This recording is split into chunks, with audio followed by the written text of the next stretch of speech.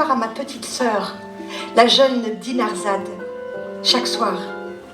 Seigneur, puisque je vais mourir quand le jour se lèvera, permets-tu que je fasse venir ma sœur et que pour elle je raconte une histoire, une dernière pour la consoler. Et le roi avait dit, puisque tu mourras demain, fais venir ta sœur et raconte-lui ce que tu voudras. Et un autre, et un autre, et un autre, et on passe. Le cartable marron et vert, tout ça dans la cour, en plein hiver. Le cartable marron et vert, tout ça dans la cour, en plein hiver. Je veux bien m'occuper de la poule noire, de la grosse poule, dit Tito l'Intello. Il finit toujours son assiette en se léchant les babines. Il n'en laisse jamais une miette quand il va à la cantine.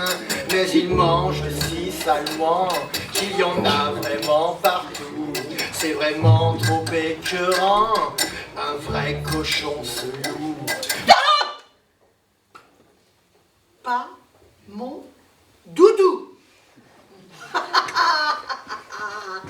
Tu fais moi le malin maintenant, hein? Alors, maman chat se remit à danser, papa chat se remit à rigoler, et les enfants chats, les trois petits minous se remit à s'amuser. 1 et 2 et 3, la fille devint le chat.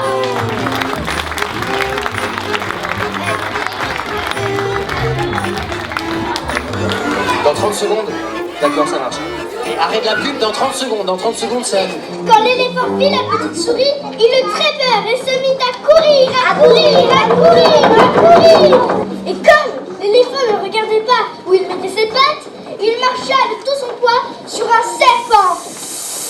Il faut que tu fasses le tigre en morceaux parce que le tigre ne veut pas mordre le lion. Et le lion ne veut pas sortir du village. Regarde, il reste assis sur son derrière. Et notre histoire est terminée. Alors, en force d'entendre que c'était le bon Dieu qui l'avait fait comme ça, Polo, il est allé à l'église. Et alors là, l'église s'est mis à crier: Eh bon Dieu! Viens donc ici qu'on s'explique tous les deux. L'homme commence à hurler dans toute la maison: Viens petite, viens, petite, viens! Mais la fille ne bougeait pas. Et c'est là que je reprends la main.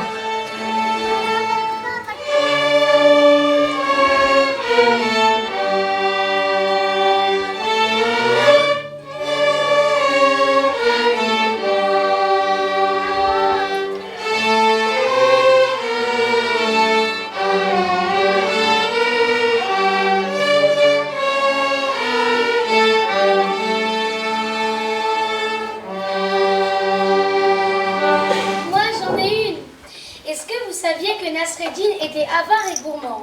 Non. Et puis moi, je vais vous raconter une histoire.